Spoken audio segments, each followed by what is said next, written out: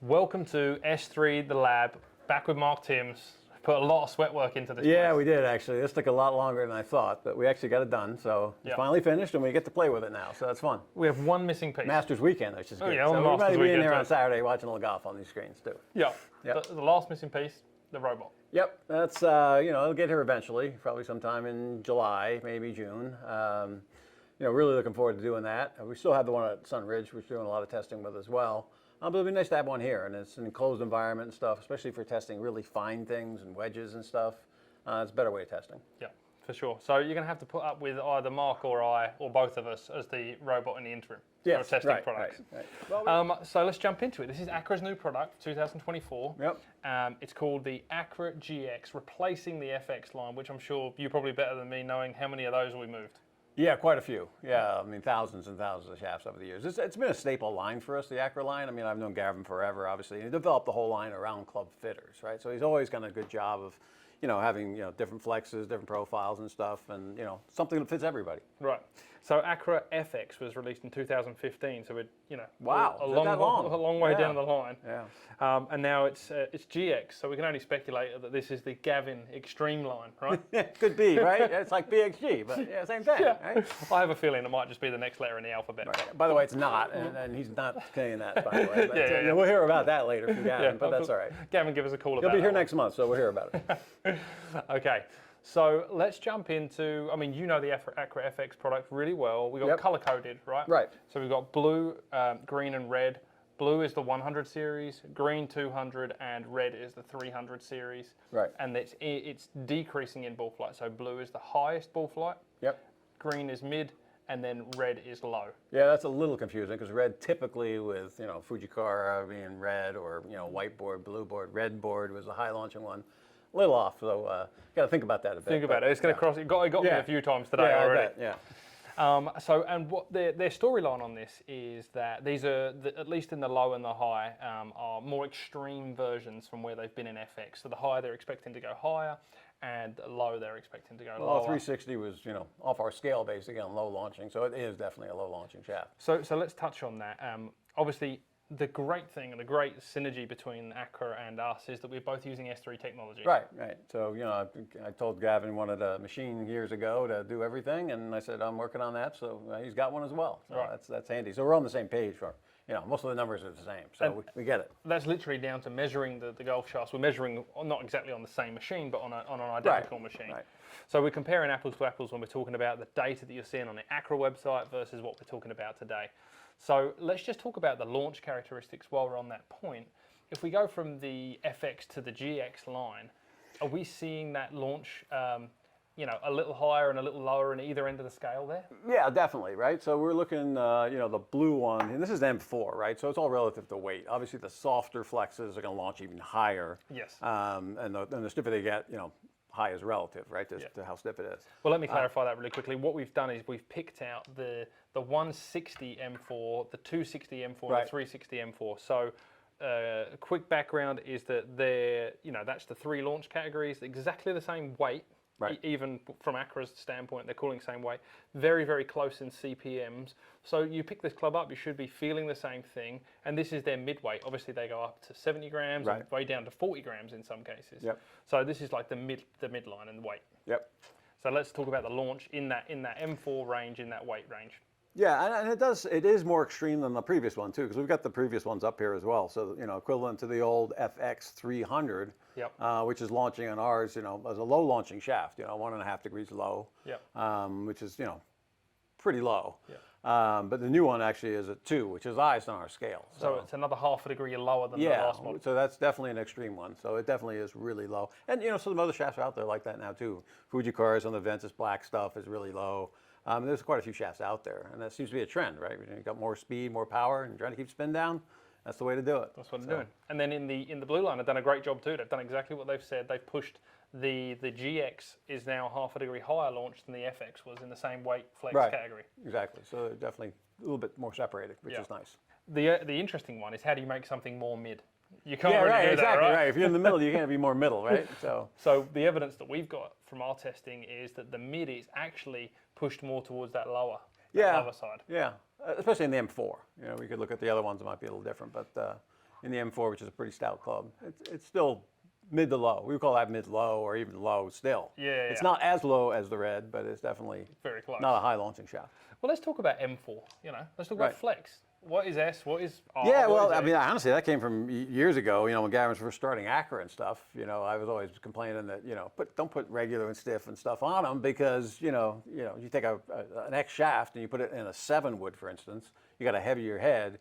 It's no longer an X, and it's confusing when club builders are building and tipping things differently to customers, right? So they've got maybe a stiff in their driver or a regular driver, and theoretically could even be like a stiff in a 3 wood and an X in a 7 wood, and those actually could be all very similar. Yeah. So it was just confusing. So he went to a number system, which is 1 through 4, or 5 rather. So basically, their 1 is regular or senior, 2 is regular really, 3 is kind of stiffish, R plus. 4 is a true S stiff, plus, S plus, and 5s are X's. X plus. And definitely X's. Yeah, they're stiff. So we've taken it a step further. We've gone to our own flex scale. Right, yeah. So we won't go too deep because there's a whole storyline to be released. Exactly. But we've produced what we're calling S3 playability number. Right.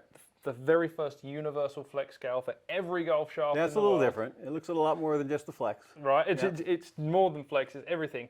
But we can categorize these golf shafts and give you a better understanding of where they lay next to each other. So tell us a little bit about each of these shafts' playability numbers in this one flex alone. Right. Well, they're all pretty similar, right? So we're just giving you the playability, in tens, right? So they're 60 or 70. We actually go in single digits, but we can't give up all the secret sauce because that's how we sort some of the stuff and some other proprietary things we do with that. But yeah, so they're all stiff to X's, which is what they should be. I mean, we're going in tens, right? So the 60 is the 160 is a 60 in our scale. So it could be like 68 or 69. It's really close. Yeah. And the other 2 are 70s, so they're probably low 70s as well. Those could be only spread apart by 5 or 6, not even half a flex. So they're all within the same flex for sure. I mean, they're all very similar. If you look at the CPMs, for instance, which is cycles per minute, which is what everyone used to use is for steel, it works great, is frequency, right? How stiff it is. They're all almost identical, which is the whole story behind this. So M4, they're all right around 260 on our scale, which is like a stiff, a strong stiff, but it's a stiff. And that is the best thing I've seen from a club fitting company or a shaft company is giving us the opportunity to give someone 3 different shaft profiles. Right. All the same weight, all the same CPM, so you can truly give someone the EI curve in their hand, maybe some torque in there as well. Yep. But they're going to get a real understanding of what that golf shaft profile does for them rather than all the other components that come into it. Right. So you can just start dialing in ball flight. You pick a profile and away you go. Yeah, and to some extent, obviously this gets, really difficult when you get really down to the close pieces because, between the 2 shafts, like for these, for instance, one's a little lower launch than the other, but it's only like, couple, a little bit. It's not a huge difference. So that's difficult, but what ball flight you're looking for. If you get it down to 2, it's easy, right? I'd rather hit it lower, so take that one. Take that one, right? So that makes it easy. So it's great. They're using S3 technology. These shafts were actually developed using S3 technology. Right. Gavin's looked at the EI curve using our numbers, the S3 numbers, right, and he started designing the profiles around how the EI as a percentage is used in the golf shaft. Right, it's kind of an interesting way of doing it, right? So we kind of look at those numbers. Obviously, we look at relationship of the tip to the mid and to the butt end of the shaft, and that gives us a lot of information on how the shaft's going to launch, and the EI as well. But how you look at those quadrants of the shaft, right? You can break it up. The S3 machine gives you 3,000 points of EI, which is just too much to wrap your head around. So, a lot of people talk about mid, tip, and butt. That's an easy way to do it. So basically, what he's doing is taking the average tip part, the mid, and the butt. And he's assigning a percentage that he's looking for each different one. Yeah, that's it. Which is kind of interesting. Basically taken whatever the total EI number is and then said, all right, well, how much of that number is in the tip, in the middle, and the butt? So you can understand what you're feeling and how the ball flight's going to react, right? So we're seeing it in the 300 series that it's the highest percentages in the tip. Yep, that makes sense, right? Right. And in the 100 series and the 200 series, it starts to increase slowly. So the softest tip relative to its whole EI curve is in the blue 100, then green, then red. makes total sense on how to design a golf shaft. It does, yeah. It's just, almost, 3 of them is difficult to kind of, fitting, narrow down unless you're a really good golfer. But if you can get down to 2, like I said, then you get a preference. You can take the one that's, what flight you'd like to look for. Yep. So I'm going to test these 3 Very golf shafts. Yep. My speed may not be relative to them, and it's not a robot, so we've got to take that all the pinch of salt, but I'm going to basically try and understand it. Are there flight differences between the 3? Feel differences, and see what happens. So I'm going to try and do the most simple test I can using my driver head. All 3 shafts built the same. We've got the Accra GX 160 M4, 260 M4, and 360 M4. I'm going to hit a few shots with each and see what we get for spin and launch characteristics across the board. So let's start with the GX 160 M4, the highest ball flight.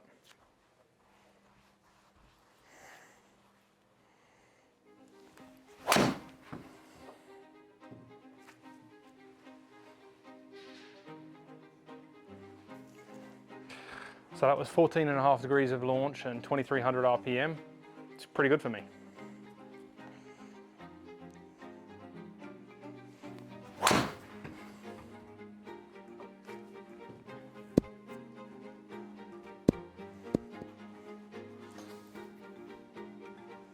So that was a little higher, got it a little high in the face, but 18 degrees of launch and 2200 RPMs.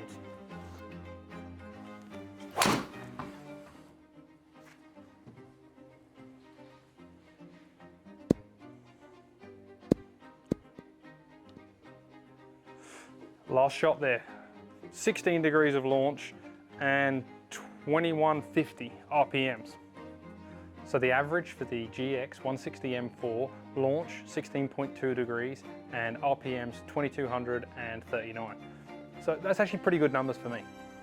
Okay, so moving on to the Accra GX 260 M4 green paint job mid-flight characteristics. Just thought I'd note I'm using the AI Smoke Triple Diamond 9 degree neutral settings, and we're using the Clear Golf Balls green version for our test.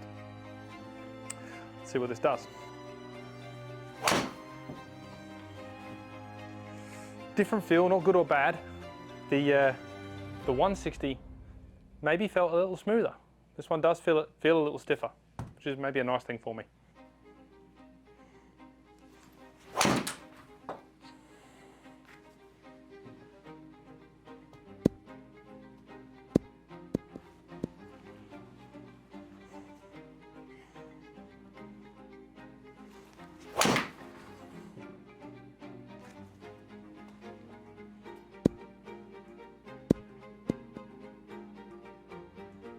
So let's take a look at the averages for the GX 260.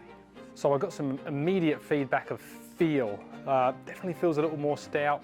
Heavier is maybe a word I want to say, although I know the weight's the same. So there's something going on there with balance or the feeling of the profile in my hand. And then results-wise, we actually got 13.9 degrees on average launch and 2400 RPMs of spin. So spin stayed in the very, very similar range when you take into account all the things that are going on with strike. And the launch dropped down a decent amount. Like you were going to see that with your eye. 16 degrees of launch versus 14 is 2 degrees of change. That's a decent amount. So third and final shaft in the line is the GX 360 M4. And obviously the world-known waggle test doesn't give us that much information, but I can tell you, I can feel a difference. Profile, we know it's not weight, and we know it's not FM. So they've done a great job in making these 3 golf shafts feel different, even though they've kept these characteristics the same. It's quite amazing.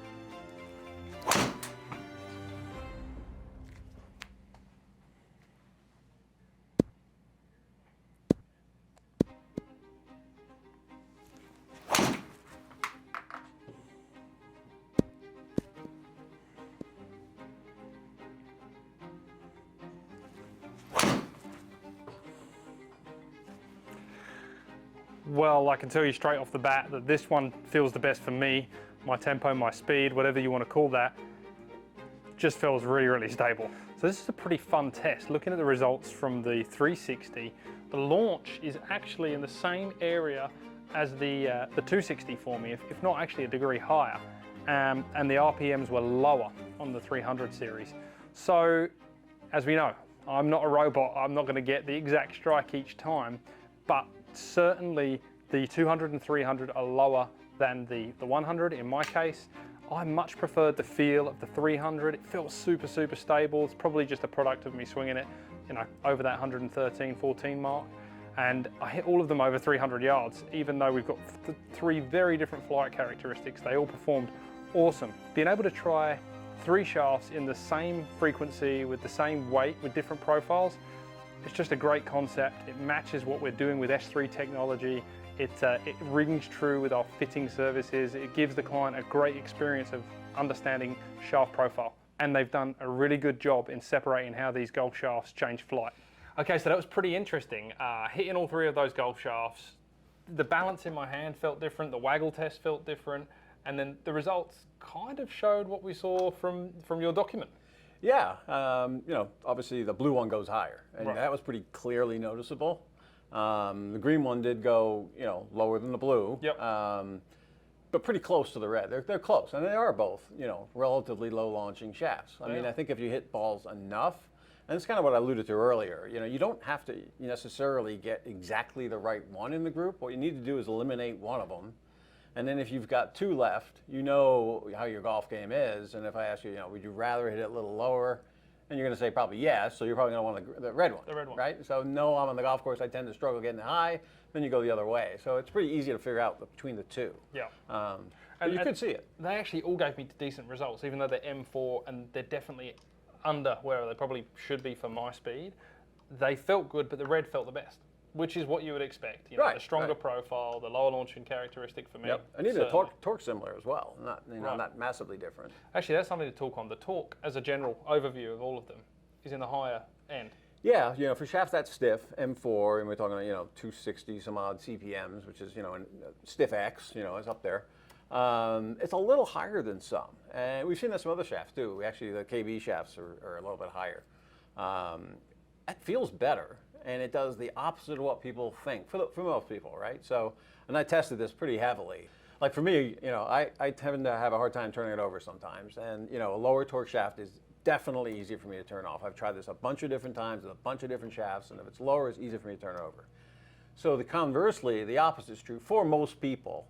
A little higher torque is hard to hook. Yeah. So if you tend to hook it quite a bit, or that's your miss, a little more torque actually will help that. And the reason for that is, if you think about it, as the club rotates in the backswing, it opens up, and then you got to slam it shut. If it's not that far back, it's easier to get it closed, and there's a lot less time for it to get closed. So it's a little easier to square up. Now, obviously, there are exceptions to that, depending on how you swing. There's a lot of different ways to swing a golf club.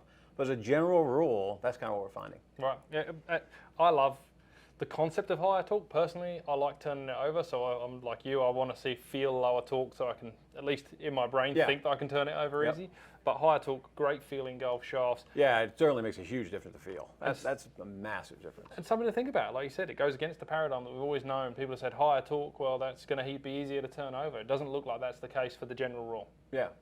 So the last piece of the puzzle really is to help everyone else out there understand a little bit about M1, M2, M3, M4, and what that means relative to their speed. So let's dive into that a little.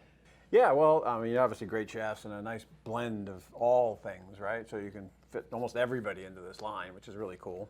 We'll give you kind of an overview of kind of what you're looking at, depending on how fast you swing, and obviously it's all relative, right? So this is with somebody with a relatively standard swing at their speeds, but essentially when you're looking at the M5, that's probably 120 miles an hour club head speed, maybe down to 115 or so, with a quicker tempo, or even 110 if you really load it like a John Rahm.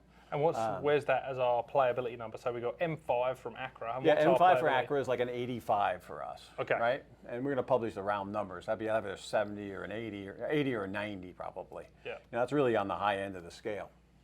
110 miles an hour, that's a little slower. You're probably looking around 70 in our scale as far as an S3 playability number, which is actually an M4 in their case. Yep. Pretty much at 110, you're going to be somewhere in the M4. So I was You have to close be to pretty that. extreme to be an M3 or 4. Right? Yeah. When I tested, I was at 116. Right. Ish, 15, 16. So I'm like right on that cusp of M4, M5. Yeah, if you like to play a little softer, you got a relatively smooth swing, you're probably going to go M4. If you're really aggressive and you like something firmer, you're probably going to go M5 at that speed, right, Okay. right in the middle. And then as it goes down, 100 miles an hour, which is kind of where I was last year. Now I'm at 90, which is scary. You're going to be a 55 on the S3 scale. Obviously that can go up and down depending on how you load the shaft. But that's pretty much, you know, an M4. Cusping on M3. Cusping on M3 for sure at that speed. You know, then you get down to, you know, 90 miles an hour, which is unfortunately where I am now. That's a 40 on our S3 playability number. And that's got an M2, M3, you know, depending on which shaft and torque and some other things. And then down to 80 miles an hour, you're probably talking M2, you know, maybe high 80s in M3 or so. And then anything below 70 is really an M1. That's kind of what it's designed for. Yeah. And then below that, you know, you're either M1 or M0. And, you know, M0 came about years ago because of Sue, who works for us. That's what was called the Sumo for a while, which is just a soft reflex, which you're seeing a lot of nowadays. Yeah. You know, the auto flexes and, you know, lighter TPTs and all kinds of things that are super soft. And a lot of long drive guys are using those to really max out distance. The trick is there, you got to time it right. So. Right. And we sell a lot of the M1, M0s in the what will now be the GX100 range because they're super easy to get the ball up in the air. And they feel easy to move, swing faster than what, you know. Right, and when we talk about, you know, how high these launch and stuff, when you get down to those lower numbers, they definitely launch higher. Right. Yeah, you can't compare an M4 in the 100 to an M0. No, you wouldn't want to, right? Somebody at that much speed is going to want a different profile entirely. So. Yeah. So this GX line is definitely something, if you've been an FX player, well, it's an obvious choice to have a look at. Yeah, absolutely, yep. If you've never been fit for clubs before, it's an awesome system to get yourself into club fitting. Yeah, you can literally fit somebody from a lady beginner to tour players when playing some of these things. So it's a big range, yep. And an awesome price point for that. Yeah, they're not as expensive as, you know, some of the Ventuses and the high-end graphite designs and stuff, but they're super good quality. They're designed on the S3 machine, so they're pretty consistent. So it's just a really good shaft all around that's not crazy expensive. Yeah. And this is a dealer-only golf shaft, so you have to come to a location like ours, have our expert fitters with our S3 technology guide you through this fitting process. Make sure you're not trying all of them because there are a lot of golf shafts in this line. Yeah. So nail it down and make sure you get the right choice. Yep, you definitely need a fitter to help you with these, and that's the whole concept of it. It requires a fitter to kind of narrow it down and go through it and narrow down the right one, but there's a shaft in here for everybody. Yeah. Well, take a look for our Cool Clubs locations near you. Get fit, get there.